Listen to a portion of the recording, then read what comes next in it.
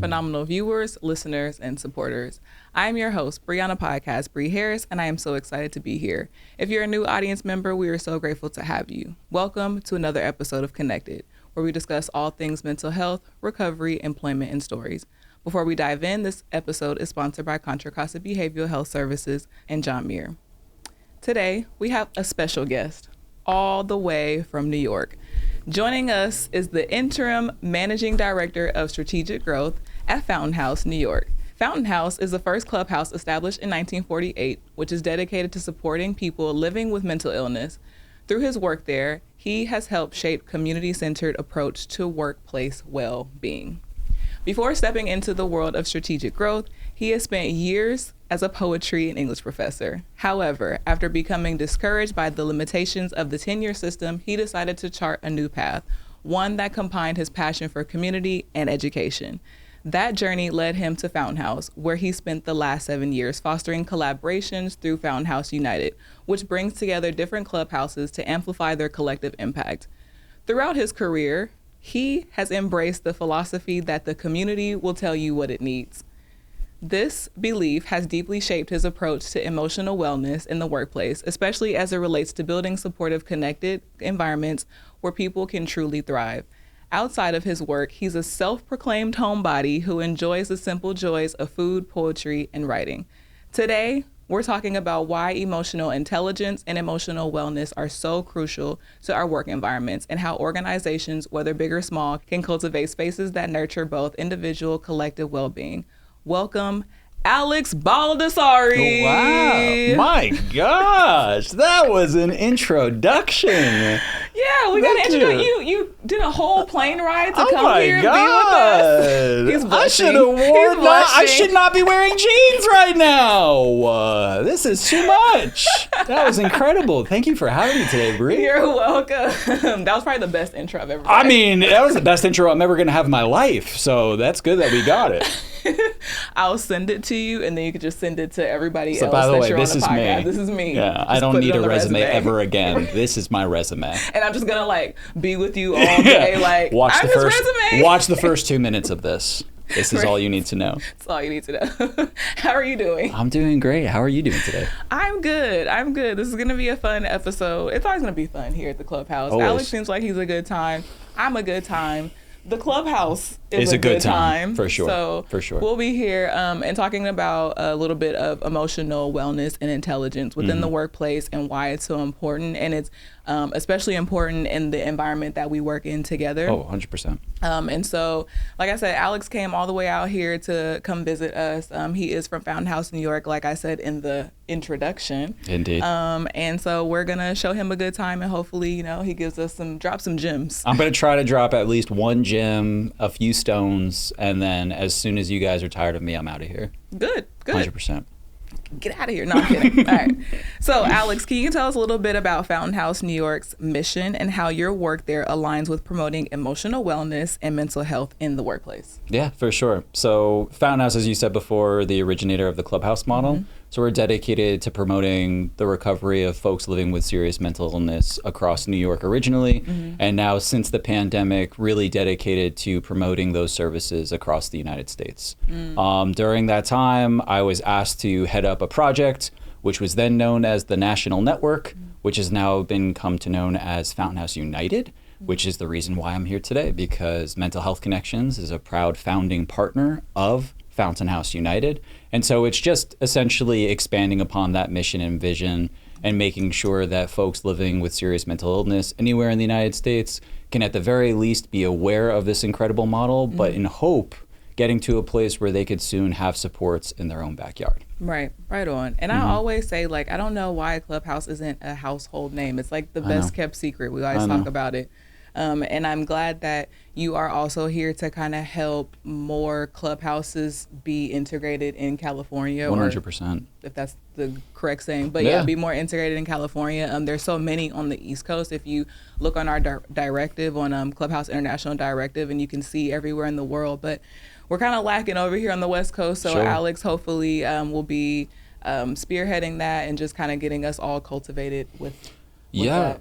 working alongside you guys. I mean, that's the beauty of this network. Essentially, it's a national coalition, right? It's the recognition that even though we started this thing back in 1948, again, you guys are the experts of your own communities. Right. Why not partner with you guys and that way be able to support you in what you deem to be the best next step, as opposed to shot calling from 3,000 miles away. Yeah, right. Yeah, that makes it way more personable, because it doesn't just feel like you guys are at the top, like we're all working together. No, and you mentioned before with your question of how that connects back to kind of your own wellness and well-being, and the reality is that mission extends, of course, is explicitly for the well-being of folks suffering with SMI, but simultaneously those folks that are facilitating those interventions to be able to facilitate social practice in the clubhouse model, again, their well-being is just as paramount, if not at the same level, because we want to make sure that those environments are not just healthy for the individual walking through the door for recovery, but also for the folks that are there to facilitate said recovery. Because if I'm not good, then you're not going to be good, and the clubhouse isn't going to be good. You got it. And we are all a team here, so we all need to work together. Absolutely. Right on. So how does Fountain House work with organizations to improve workplace culture, and what kind of impact have you seen through your collaborations? Yeah, partnerships are huge because Fountain House is both the oldest and the biggest clubhouse. In recent years, the workforce has established a union, which has really promoted the voices of those folks working with the community. And so that's been a huge advantage for the community to be able to have that level of representation and call for those unique partnerships and individual kind of arrangements that would be able to provide even more services. I think our human resources department's done an incredible job too to promote that work-life balance recently as well. And again, just making sure that folks have those avenues and spaces to advocate for those things. So you talk about local partnerships. Well, the ability to be able to, number one, get the word out so we're not the best kept secret. But then number two, not just through TEs, transitional employment, which we set up, obviously you guys know, and I'm sure the wonderful, beautiful viewers are aware of TE as well, but also the ability to say, hey, by the way, and we have folks working here. So that's led to reduced fare for subways and mass transit, even the promotion of different things like the lottery system in New York City. And I don't mean lottery as in, pick your 5 numbers. Right. I mean housing lottery. Right. And being able to promote that opportunity for not just members, but staff alike as well. So those are just a few of them, but I think the biggest one being is just making sure that those avenues for folks to be able to talk about that are plentiful. That's the biggest thing. Right on.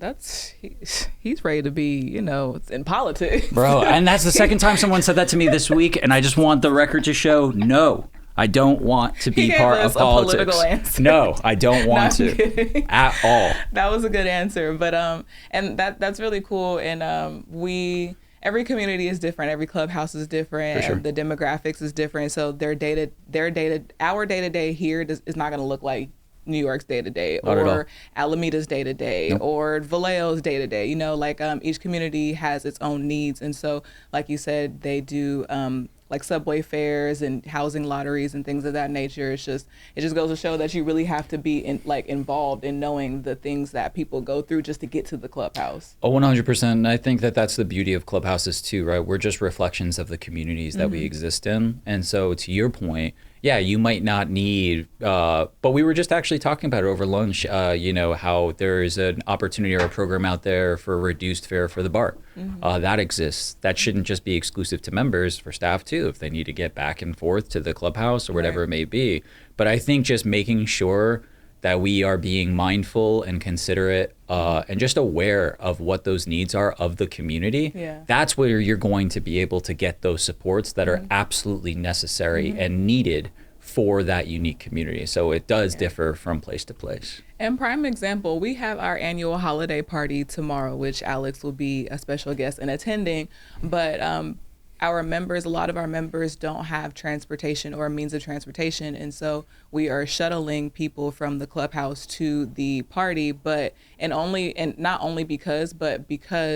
the the bus system is hard and kind of complicated to get you to that area. So you have to kind of be tapped into that area and know the bus system to know that it's a difficult spot to get through with the buses. So it's just like, let's take the guesswork out of it. We're just going to shuttle everybody over there and give us many rides as possible. And I feel like that's pretty cool.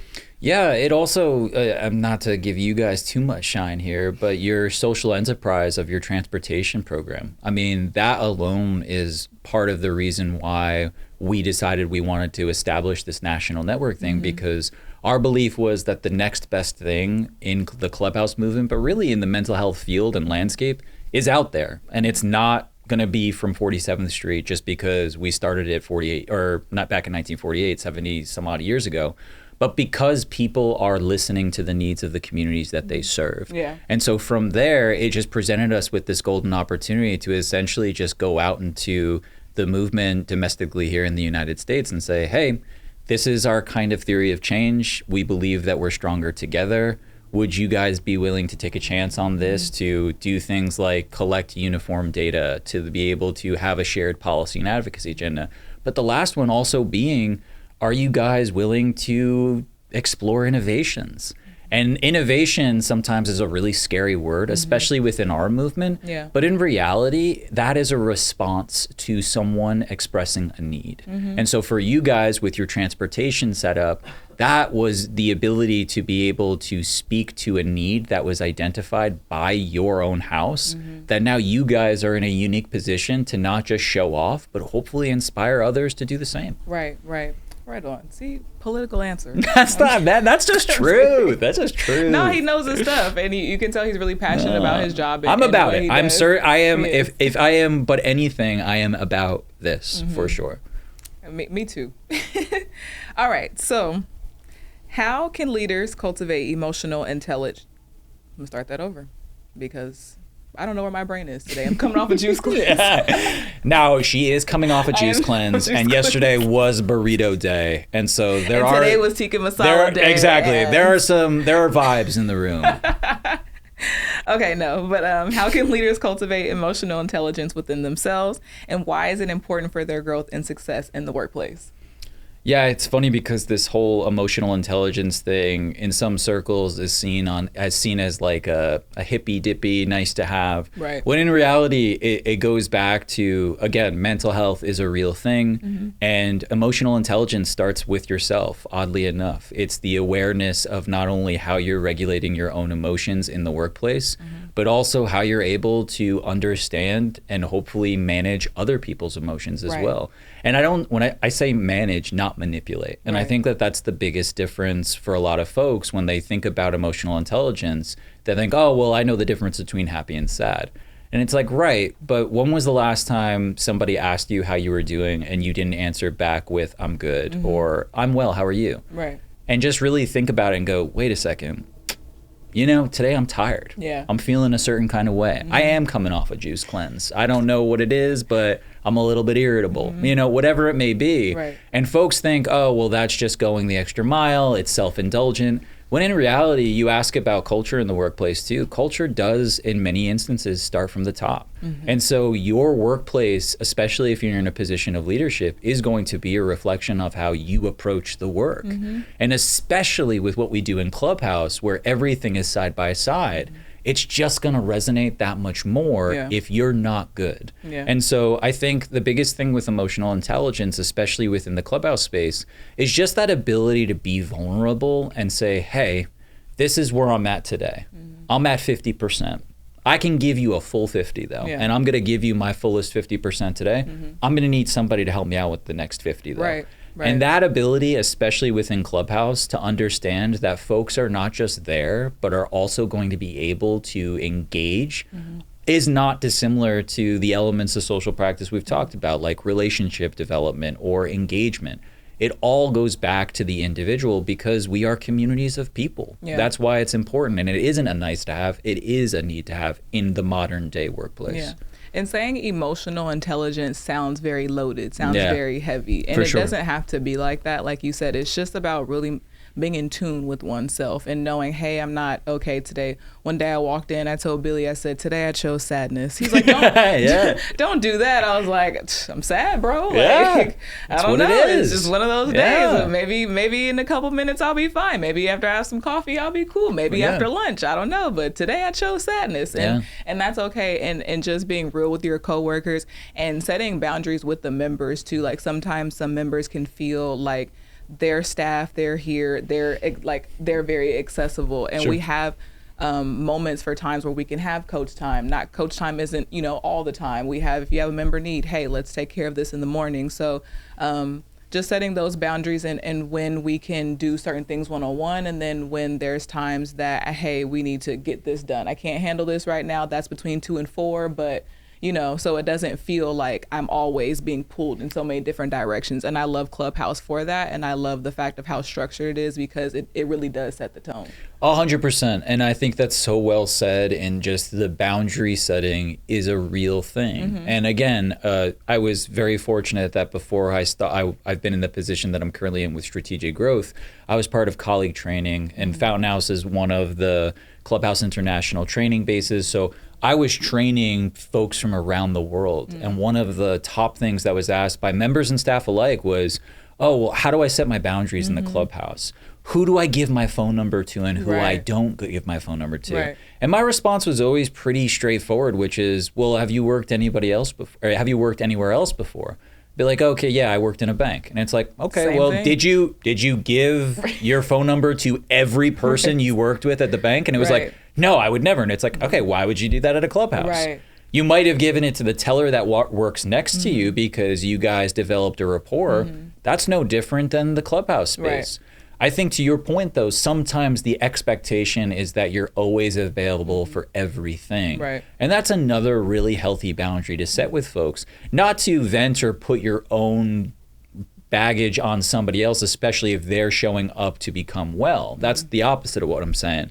I think, though, the ability, to your point, to utilize the social design of a given community and a clubhouse will not just set you up for success, but also put that person on a pathway to hopefully have another opportunity to engage with the work order day. And that's how we can all keep ourselves on the level and make sure that we're all on the up and up, you know? Yeah, I love it. All right, we're speeding through these questions. I love it. Please. All right, so what are some practical ways employers can support their employees' emotional wellness without compromising business objectives? Yeah, that's super corporate with the business objective stuff. But I think, so I'm going to give a Clubhouse answer first, and then I'll give like a little bit more of a broad strokes thing. You want to take your water? Yeah, first? Real quick. I'm just going to take a sip.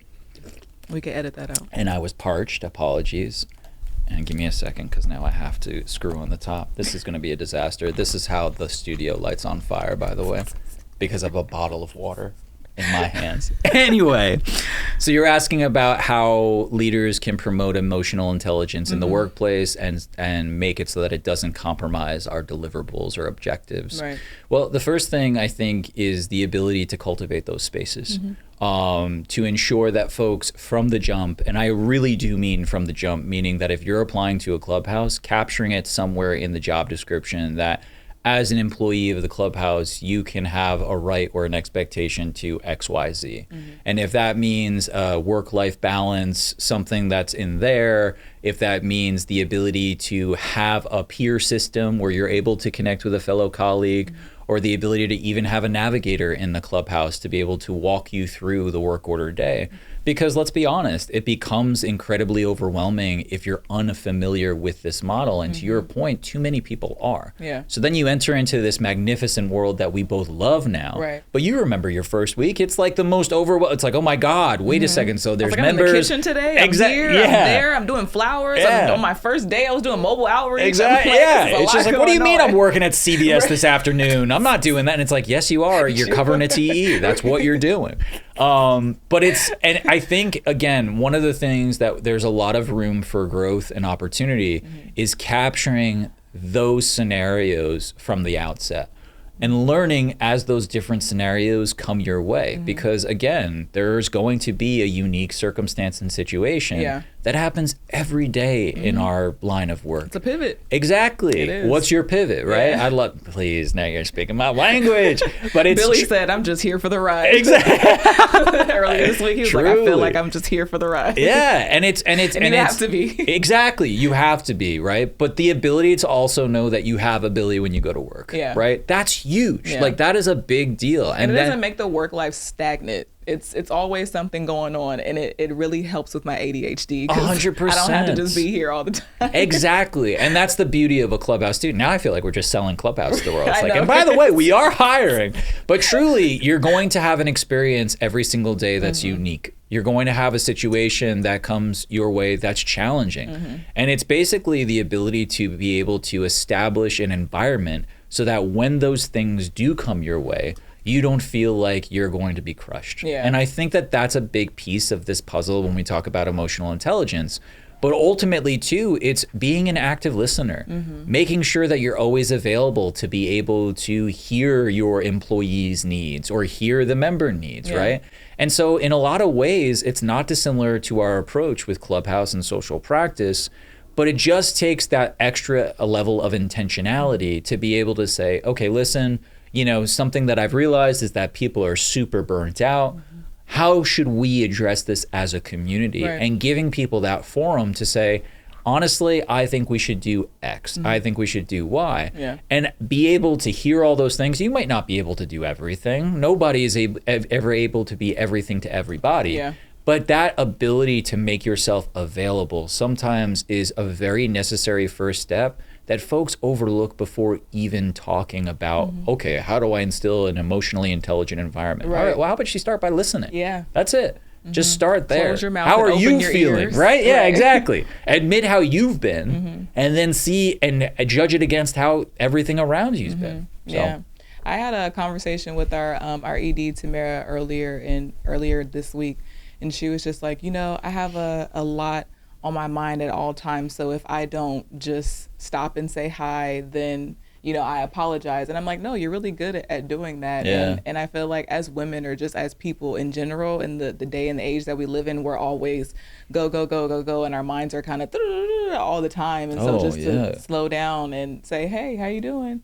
Checking in. Do you need anything from me? Is cool. And she's our ED, so yeah, awesome. it reminds me of something else that's a little bit of a pet peeve, but it's something that I'm going to say it now and watch and just listen for it. But the amount of time people apologize for nothing. I know. For nothing. I do it all the time. I'm so sorry. I'm and sorry. It's like, don't apologize for the space that you occupy. Like that, you are here for a reason. Right. And that's the beauty of this place is that, no, we need you. And so even with that, it becomes this kind of word thing that we fall into, this pattern of, yeah, I'm good. How are you?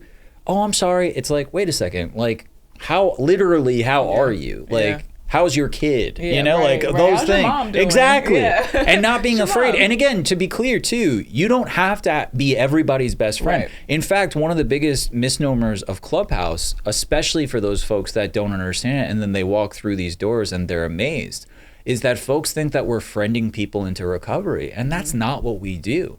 This is an evidence-based practice that utilizes intentional therapeutic communities to engage folks in a structured work order day to restore efficacy. Like, that's legitimate. And I think that for us, on the flip side, to not have the same level of consideration for the workforce is not just unacceptable, it's unprofessional. Like, that needs to be the minimum. We should be looking to elevate that bar by being able to cultivate those spaces that I was talking about. Yeah. And I do want to just put a disclaimer out there is that even though Clubhouse is all these great things, it's also about you and the work that you put in and what you want to get out of the Clubhouse. 100%. If you come here and you do minimal or you just enjoy certain things, then yeah, that's fine for you. But don't come here or anywhere just expecting that we are just going to just change your life, because it's a 50-50 thing. And I think that's good, because we are sitting here selling Clubhouse. We do want to put that disclaimer, like, For no, sure. It's about what you put into it. Yeah,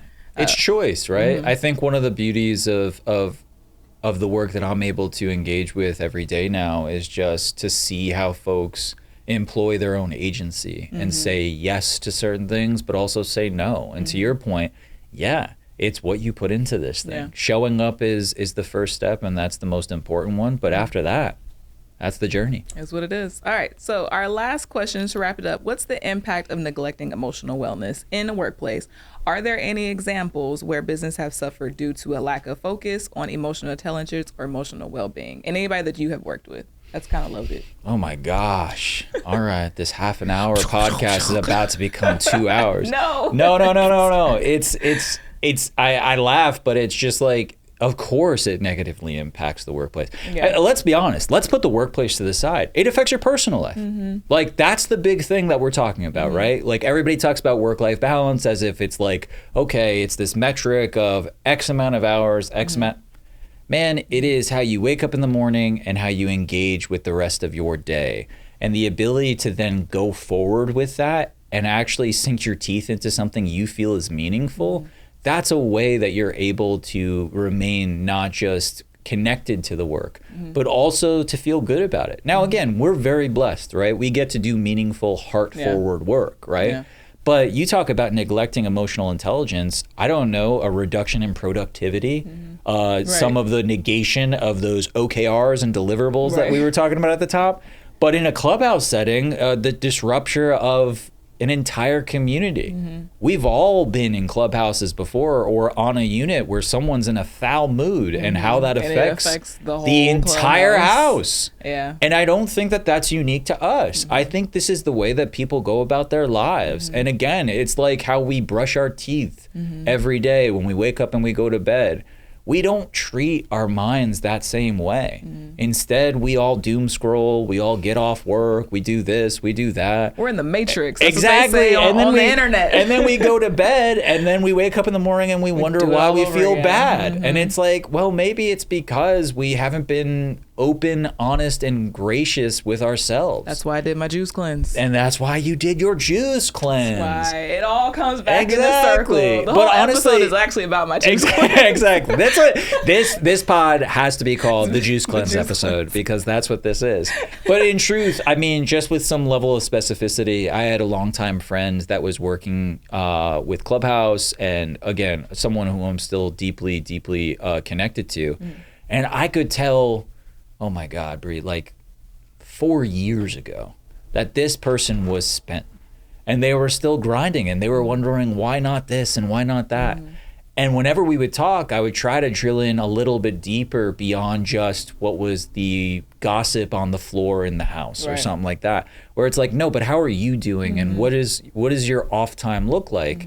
And then when you come to find when there's not that, well, that does unfortunately carry over into the workplace. And then you find yourself in a position where you're not doing the best work, and suddenly it's being held against you. So it's a double problem. And that's why for us, I think, again, the lowest bar that we could set for ourselves is not only the awareness of emotional intelligence and well-being in our workplace, but the promotion of that, right? For instance, and I know I'm going long right now, and I promise I'm almost done, but people always ask, like, one of the biggest things, especially when I'm on these kind of road tours that I'm on right now, is like, oh, what are some resources that we can provide, the workforce that are low cost but high reward, which is like the dream, right? How do I give somebody something that doesn't cost me anything? Right. I'll say it, promote public service loan forgiveness. A program that's out there that I'm on myself right now, that if you work in the nonprofit sector or some other different fields, after 10 years of service, your student loans are forgiven. It's one of the only reasons why I even got involved with Clubhouse was I was looking at nonprofit work. Again, the ability to find free software that's out there, to be able to partner with your local mental health well-being practitioners, whether it's a yoga studio or meditation, whatever it is. We're in California. Let's get crunchy. Let's go partner with these other folks that are doing these things, that if we can start to create those inroads, now suddenly it's not just a way to get pub out for the club. It's also the ability to secure those resources for the workforce too. So I agree. It's a political answer. Before we wrap up the episode, Alex, is there any other things that you want to leave us with? You want to tell us? Where can we find you? Man, where could you find me? You could find me. Or don't find him at all. Yeah, I don't have any social wanna be media. found. I don't have social media for my well-being, for my emotional intelligence, my not emotional intelligence, my emotional well-being. Truly, my wellness was, because there was something I was just seeing with all my friends where it's like, my gosh, like these people I love are not available even when we're together. Like, so. You could find me, alexb@fountainhouse.org. That's where please drop me a line with anything on your mind. Truly, Fountain House United, you can find us there. And when I say us, I'm not just talking about Fountain House. I'm talking about Mental Health Connections and all of our other partners too. And the last thing I'll say is just thank you. Thank you so much for having me. Thank you, Mental Health Connections, for opening your doors and being hospitable to me. And I can't wait to be back. I mean, it's definitely a vibe out here. Yeah. I appreciate it. I'm still trying to figure out whether or not I'm actually going to go to In-N-Out after this. You knew I was coming. You knew I was bringing it back to that, Billy. I was going to ask. No, that has not been well for my emotional well-being, because I do these trips for the food. I come out for the food. Oh, man. Everything else is secondary. And now when I'm here on the West Coast, or excuse me, California for the first time ever, In-N-Out's a thing. And then I have people like Bree telling me, well, it's overrated and you better have 2 hours to wait in line. And I'm like, who's got time for that? That's not what we said. Alex, it's been amazing. Been a pleasure. Thank you so much, guys. Thank you for doing this episode, you guys. We are out of here. See you later. See you later. Bye. Bye.